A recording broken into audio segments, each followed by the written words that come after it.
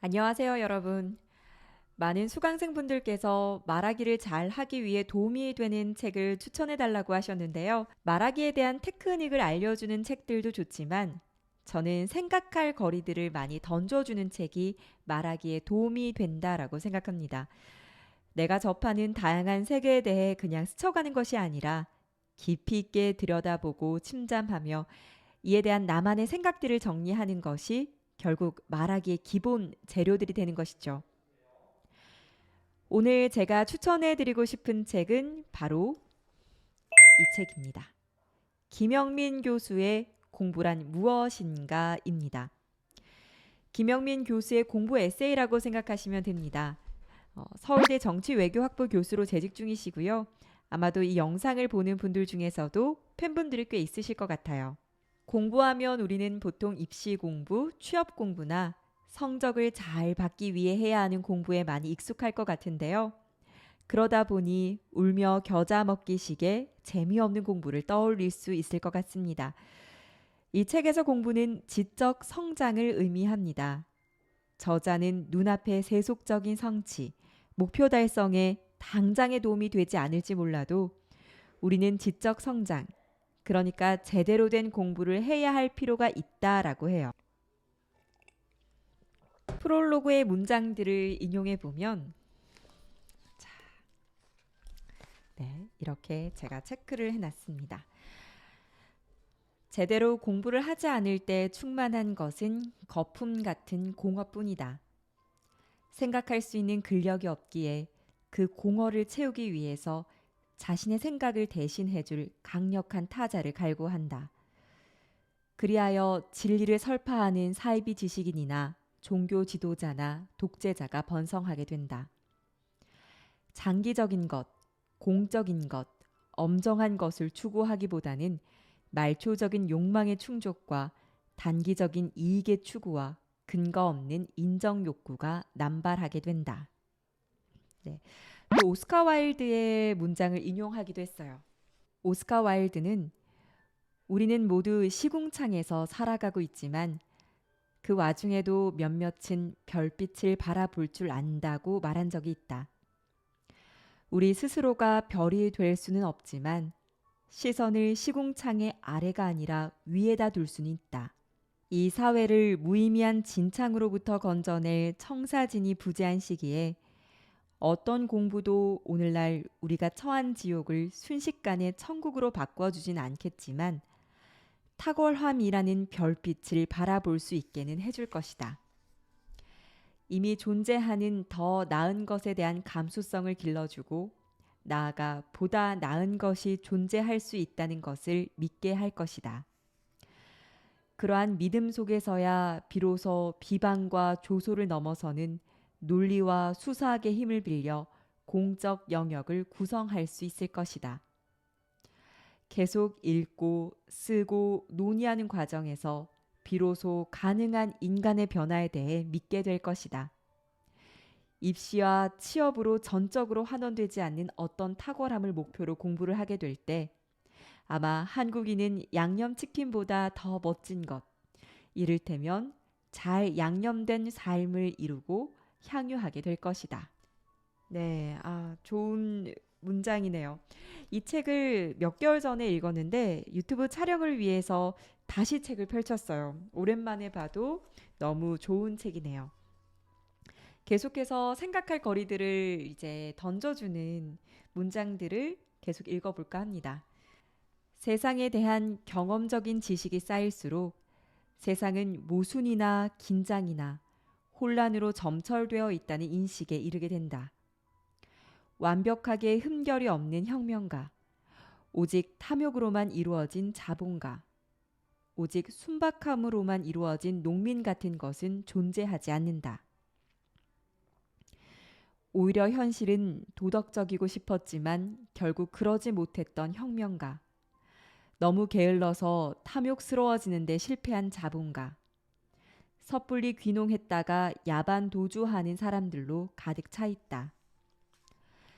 세상을 자기 희망대로 단순화하지 않을 때에야 비로소 그 전까지는 보이지 않던 문제들이 눈에 보이기 시작한다. 누군가를 독립운동가 혹은 친일파로 단정해 버렸을 때는 보이지 않던 시대 문제가 사실은 그가 독립운동과 친일을 동시에 하던 모순적 인물임을 발견했을 때 비로소 드러나기도 하는 것이다. 누군가를 진보나 보수로 단정해 버렸을 때는 보이지 않던 시대 문제가 사실은 그가 진보적인 동시에 보수적인 인물임을 발견했을 때 비로소 드러나는 경우도 있는 것이다. 공부하는 이가 할 일은 이 모순된 현실을 모순이 없는 것처럼 단순화하는 것이 아니라 복잡한 모순을 직시하면서 모순 없는 문장을 구사하는 것이다. 그렇죠. 우리의 삶에서 모순이나 긴장 없는 삶이 가능할까요? 그럴 수 없겠죠. 작가는 이 세상 속에 산다는 것은 이러한 모순, 긴장 혹은 혼란 속에서 사는 것이라고 합니다. 따라서 이 세상을 주제로 자신의 생각을 펼쳐나가는 것은 이러한 모순과 긴장을 단순히 흑백 논리로 단순화하는 것이 아니라 긴장과 모순을 직시하고 해결점을 들여다볼 때 조금 더 한 발짝 더 나아갈 수 있다고 합니다. 자, 여기 책을 보면 스위스의 작가 알버트 앙커의 작품이 담겨 있습니다. 성경책을 들여다보는 한 할머니의 모습이 아주 사실적으로 표현되어 있는데요. 이 책은 공부의 생애주기, 공부와 체력과 같은 공부하는 삶에 대해서도 고찰한 내용들이 담겨 있어요. 중년이 되면 차라리 결핍을 받아들이는 게 낫다. 결핍이 오히려 가능성을 만들기도 하는 법이다. 청장년 시절의 어떤 결핍이 오히려 자원이 되어 있기를. 그래서 결핍으로 고통받기는 했지만 결핍이라는 것을 아예 모르고 사는 인생이고 싶지는 않았다고 나직하게 중얼거릴 수 있기를 바란다. 저도 30대 후반이고 누구나 삶에서 자신이 지니지 못한 것에 대한 결핍이 있기 때문에 이러한 부분들이 참 와닿았습니다. 또 나이가 들면서 체력과 관련된 부분을 빼놓을 수 없을 것 같아요. 공감하시나요? 어릴 때는 정말 경주마처럼 달린 것 같은데 갈수록 체력이 나의 생각, 태도를 좌우하게 되더라고요. 여기서는 체력과 관련된 내용도 있는데요. 제목이 지적인 헛소리를 하지 않으려면입니다. 헛소리를 일삼는 상대에게 자비심을 가질 수 있는 방법이 있다. 아, 저 사람이 체력이 달려서 저러는구나 라고 생각하면 된다. 체력이 달리면 무슨 일이 일어나는가? 집중력이 떨어진다. 사고력이 저하된다. 말이 귀에 잘 들어오지 않는다. 글이 눈에 들어오지 않는다. 결국 헛소리를 하게 된다. 발표하다 말고 느닷없이 어미야 팔다리가 쑤신다 라고 소리 지르게 된다.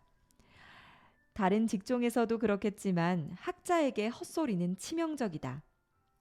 헛소리를 하지 않으려면 체력 관리를 해야 한다. 체력이 필요하기로는 듣는 이도 마찬가지다. 체력이 달리면 헛소리에 대한 저항력이 약해져서 상대에게 상냥하기 어렵다.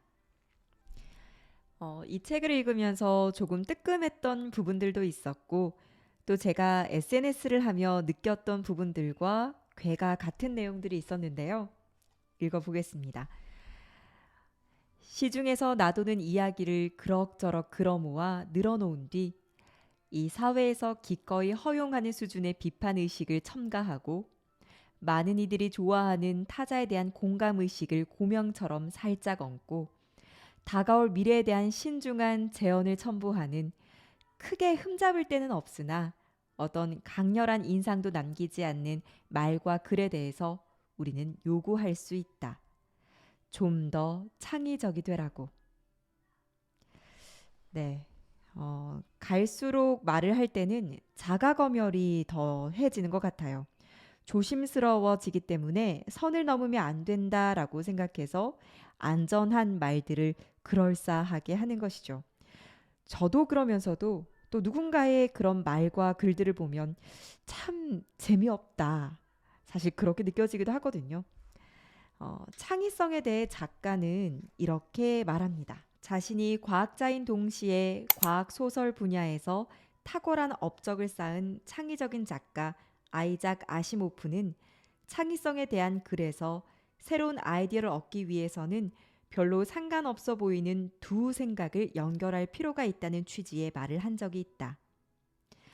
여기서 주목할 것은 하나의 생각이 아니라 두 개의 생각, 즉 복수의 생각을 전제하고 있다는 사실이다.